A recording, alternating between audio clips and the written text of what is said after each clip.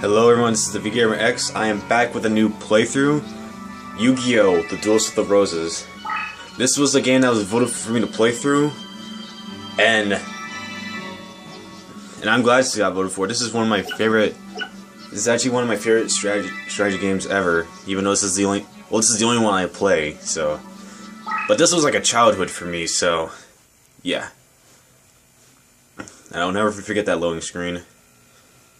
Prepare to see me lose a lot. Not because I suck at this game, but well, I suck at a lot of strategy games, but the game is kind of unpredictable. You'll see what I mean. The British Empire in the 1480s. The Wars of the Roses, a power struggle between the houses of Lancaster, Red Rose, and York, White Rose, to decide a royal successor was nearing an end. With the Yorkists well with the lead, with the reign of Richard III. But was but a step away. And in France, Yugi, Henry Tudor, the last Lancastrian heir, was being forced to live a life of exile. The Lancastrian forces were rendered powerless by ancient cards of sorcery wielded by Seto and his 7 followers who known as the Rose Crusaders, served under the flag of Lord Crawford, a powerful Yorkist nobleman. Lacking a duelist to champion their cause, defeat was imminent for the Lancastrians. In England, duel card games were still at the fledgling stage. Thus, Lancastrians had to look elsewhere for a duel master capable of facing the Rosencrews in battle. With this in mind, Margaret Beautiful of Lancaster secretly requested the High Druid to summon a duelist from another age. And that's the story for you guys. Whew. Doing that voice kind of took my breath, but I hope it sounded good.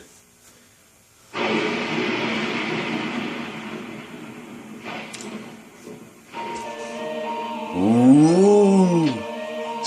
Form the mystic circle of red and white roses. This one capable of harnessing pure power. There was the truth to the legend of the rules duelist. Lady Margaret, I did it! Now we have the means for defeating the evil forces of Rosencrews. Oh, my apologies. In my excitement, I had forgotten, and I was in the presence of a rose duelist. Allow me to introduce myself. I am Simon McMorrin, High Druid and servant of Lancaster. May I be so bold to ask the name by which the rose duelist would like to be known? Well then, Simon, you can refer to me as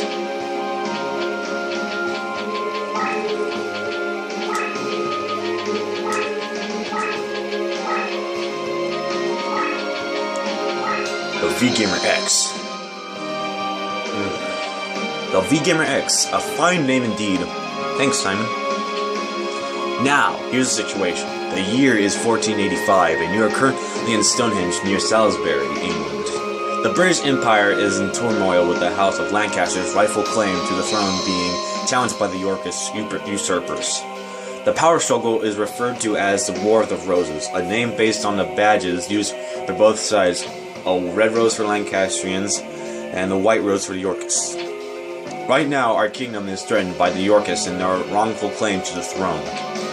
All because the Yorkists enjoy the support of the Rose Crusaders and their sorcerous white rose cards. Using our red rose cards, we summoned you, the VGamer X, to this day and age. We hope that your dueling experience will defeat the Rose Crusaders and lead us to victory. You will help us? Of course you will. Foolish of me to even doubt where your loyalties lie. Rumor has it that only the rules duelist stands a chance against the power of Rosencrews. We appreciate any help you can provide against them. Before I forget, I should warn you that the rules to dueling differ here from those of your age. Here in England, dueling is governed by what is known as the perfect rule. In addition to several minor distinctions, there are 2 major differences.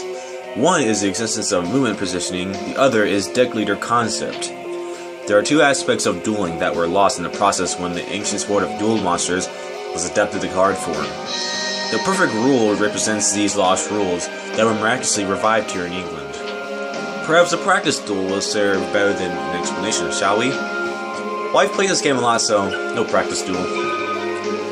First, the V-Gamer X, you must select a deck to duel with.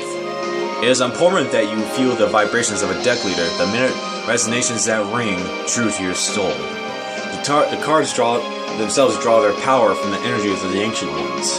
The deck leader acts as an intermediate between the Ancient Ones and the deck wielder. The V-Gamer X, it is essential that you choose a card leader whose rhythm matches the stirrings of your soul. Here are several decks from which to choose. Give it some serious thought and make your selection. Choose carefully, for the deck you select will guide the destiny of your duels. To be honest, yeah, these actually affect the way you type in your name to affect you. I think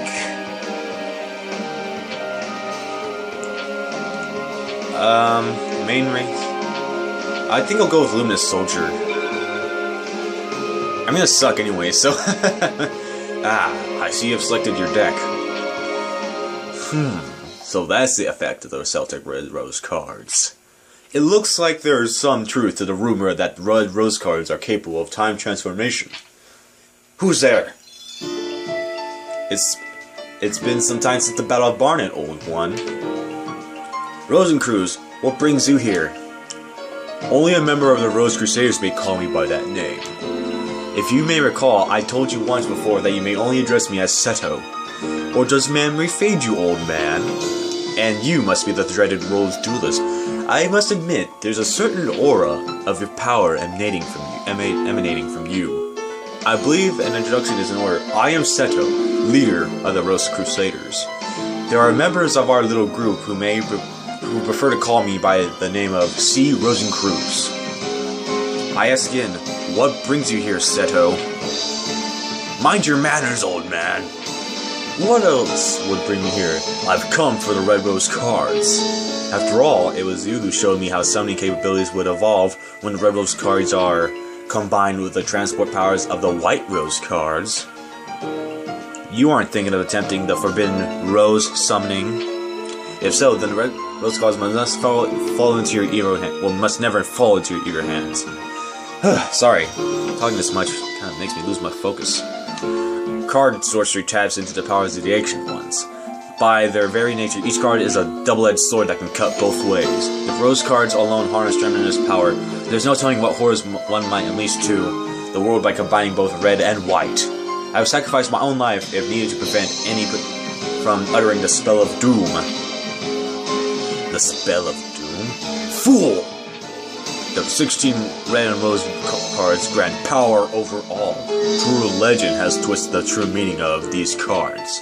We Rose Crusaders have sworn to create a utopia free from the ravages of war. We intend to accomplish this with the power of these cards, and we shall do by extending the rule of Richard III throughout the known world. By the way, it was clever of you to form a circle of red roses within the White Rose barrier to summon the Rose Duelist. But you are foolish to come alone. This area is surrounded, and if you wish to leave with your life, you will do so by handing over the Red Rose cards. Me? A fool? Then what about you? Are you fool enough to actually believe the Red Rose cards would remain here in my possession? Right after the summoning, I had the cards dispersed amongst our best duelists to keep them from your tainted hands. Then you leave me with but one option. I shall enlist the aid of your precious Rose Duelist.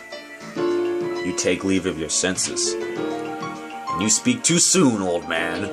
Heed my words, Duelist. If you wish to return to your proper time period, you will require 16 cards of the red and white roses. Then the red and white positions must be laid out in reverse of the summoning order to send you home. You know the spell? Since you need those 16 rose cards just as much as I do, I propose a partnership.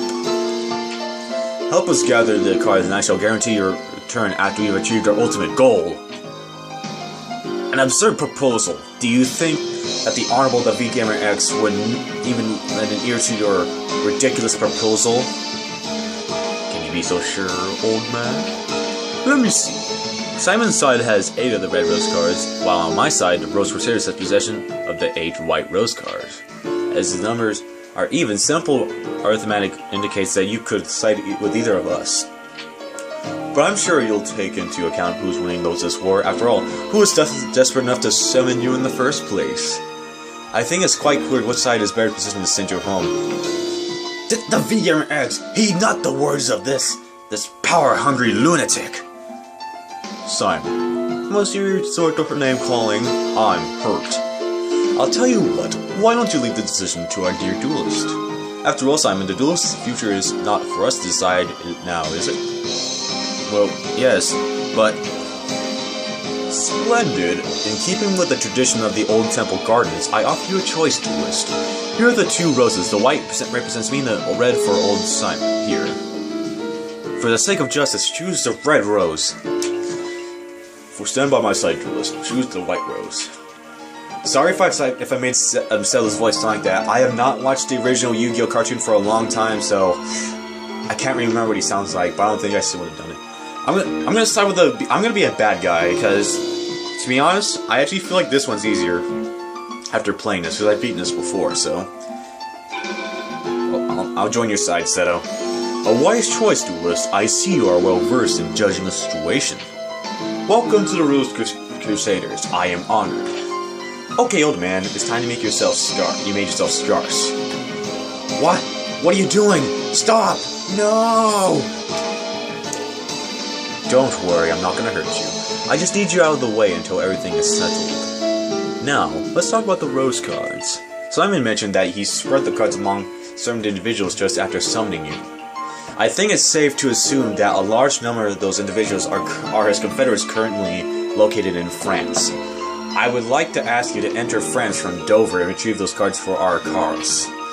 I would go myself, however, but I'm needed here to maintain our barrier against any invading forces. According to legend, one must use a deck whose cost is lower than opponents to capture a rose card of another color. Remember, a deck that costs lower than that of the opponent is the key. I've also heard that somewhere, the Celts inherited their red rose cards from their original inhabitants of Stonehenge. This would mean that our enemy, Yugi, who comes from a line of Welsh nobility, will likely have inherited one of those red rose cards. This means that those who oppose the Rose Crusaders are sufficiently equipped to duel against us as equals. Given their desperate situation, they will retaliate with everything they got. It would be wise not to underestimate them. I'm depending on you. Alright, we're here. This is my deck leader. I'm gonna sign off real quick and take a breather.